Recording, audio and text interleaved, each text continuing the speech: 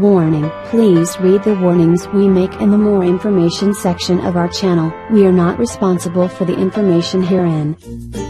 Never dry laundry indoors. The side effect can be deadly. If you usually dry your laundry indoors, this article is a must-read. Drying the laundry indoors can be detrimental to the health, especially for people with weakened immune systems or severe asthma condition.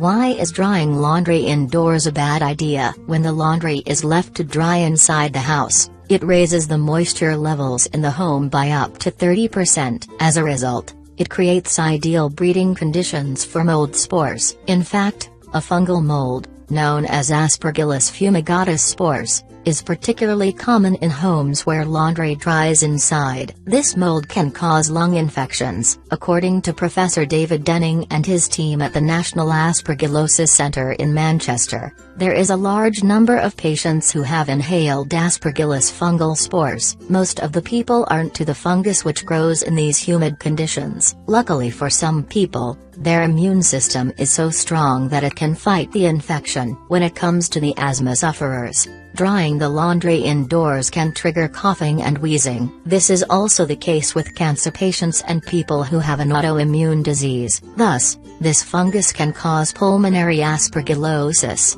which is a condition that causes irreparable, and sometimes fatal, damage to the lungs and sinuses. A father from Bolton, Craig Mather, suffered from tuberculosis in 1997. This disease weakened his lungs and his immune system, hence, he wasn't immune to the fungus and was diagnosed chronic pulmonary aspergillosis. He used to dry his laundry on the warm bedroom radiator. As soon as he discovered the culprit, he stopped drying the laundry in the room and his condition improved. Hence, you shouldn't repeat the same mistake as Craig and thousands of other people. Instead, you should dry your clothes either outside or in a well-ventilated area in the house.